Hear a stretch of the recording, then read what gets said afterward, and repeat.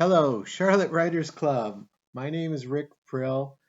The excerpt I'm going to read you is from my new book called La Chimere of Prague. It comes out later this fall. The painting you see here behind me is an original oil artwork by my wife. It will be on the cover. The scene is from the first chapter.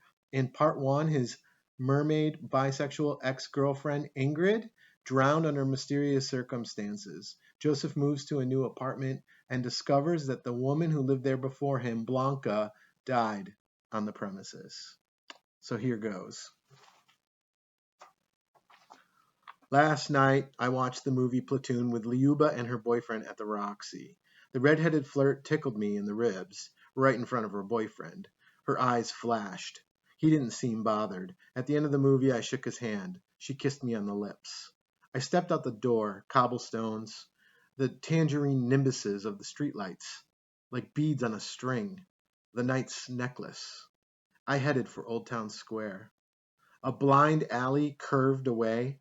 I followed it. I found the passage by Chapeau Rouge. It goes through the courtyard behind Teen Church. Above the buildings, against an indigo sky, a vast figure appears. One moss green pointy hat. Two puncture the frame. Light blue highlights.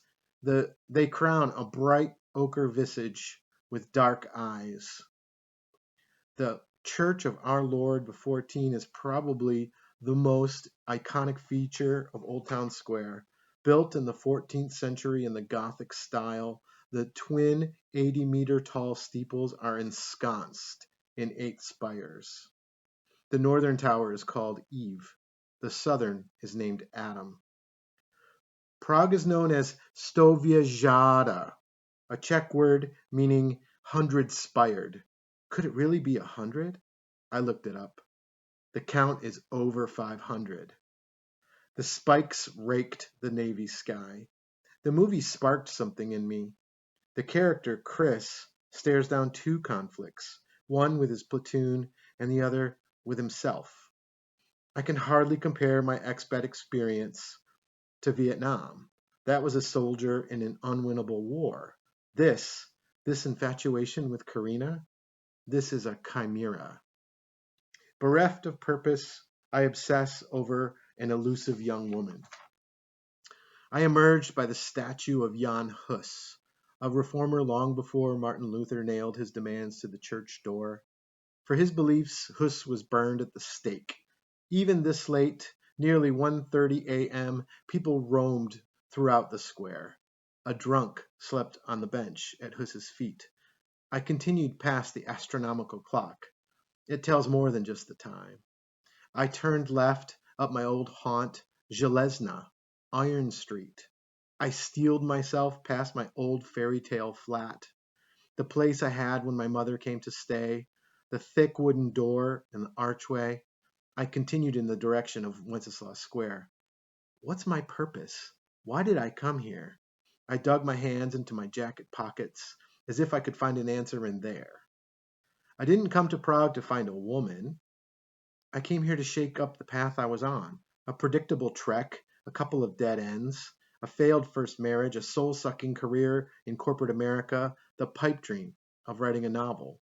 Could an old magical city in the heart of Europe fix that for me? I passed by the market at Havel Square. It has been here since 1232. It's silent now. I wound through the square where crowds would flock to see a sword swallower tempt fate. I materialized at the base of Wenceslas Square, near Moose Tech, where money changers gouge tourists.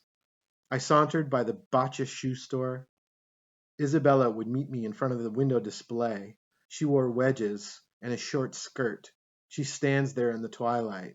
She dangles from the strap of her purse. I climbed to the top of the square, underneath the balcony where Václav Havel, at the tender age of 53, a former political prisoner and a playwright, promised to tell the Czech people the truth. On the far side of the median, I stood over a bronze cross. It slithered out from underneath the cobbles. installed in the weeks following the Velvet Revolution, a memorial to Jan Palach. A student at Charles University, he self-immolated on this spot in January 1969 as a protest against the invasion of the Warsaw Pact tanks. I stopped a moment beneath the statue of good King Wenceslas. I looked up. The National Museum sits at the top of the square, if not the top of the city. I breathed in the night. I went down into the metro museum. I made my way across the station, past the movie posters. The newsstand was shuttered and locked. To the stairs.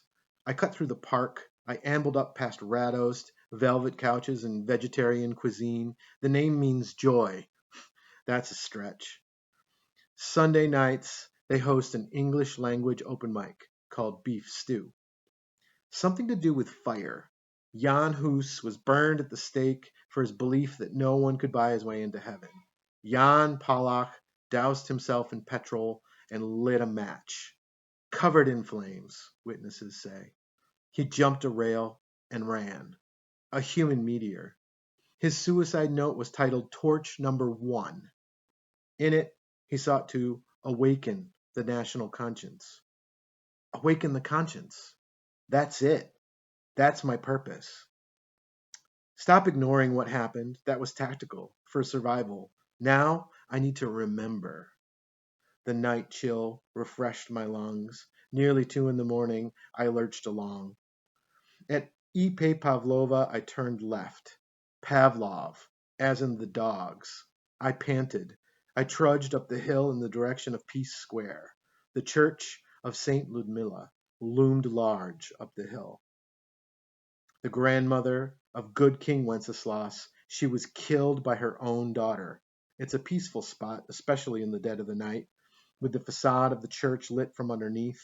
A neo-Gothic Roman Catholic church built in the late 1800s. It's young as far as churches go. The twin spires on either side of it, a tall cable, a central stained glass oculus. It dominated me. I could have waited for the night tram as much as half an hour. From here, I could have been home rolling over in bed in less. I strolled along the right side of the church, past my favorite hot dog stand in Prague. The heated spikes upon which the hot dog rolls impale. Past the square and up the hill towards George Street. Almost home. The next stretch was lonely. I talked to myself. Why, Ingrid? I need to know. It seems pointless. Did you do it? Why come back here just to do that? It doesn't make any sense. I threw my arms out. I felt alive. It's not like you to not make sense. 'Tisn't. I needed to find Naked Pete. He'd have answers. 2:15 a.m. I speak to the night. The bricks listened. The cobbles absorbed. Hands out of my pockets, a little out of breath. I told Karina it's not her. I pointed at her palm up. I pointed back at myself. I told her it's me. I told her I needed time to figure myself out. I told her she wouldn't want me now anyway. I mimicked her Valley Girl check. Yako, Prostya, everyone will know what I already saw. I see the butterfly, what the butterfly will look like before the metamorphosis is complete. I did it with Danny. I do it with you. I repeated the last sentence. I dug my hands in my pockets. I snickered. I passed the Green Line metro stop. Nightingale Street was empty. The traffic light blinked. Before me appeared the Church of the Most Sacred Heart of Our Lord, a stumpy brown structure with a massive transparent clock sitting on top of it, like an all-seeing eye. The coffee-colored block is spangled with a pattern of white bricks. I faced the speckled church. I squared my shoulders. I held my arms out wide. I submitted myself to the Wadjet. A street veered off to the left near the entrance, Laubova Street. Down the block at the end, I found the blue tin sign on the wall, number 10. I entered the building. I disrobed. My pajamas were on. My teeth were brushed. I collapsed onto the futon. Good night, Blanca. My voice echoed around the empty flat. I smirked at myself. I squeezed my eyes shut. Thank you.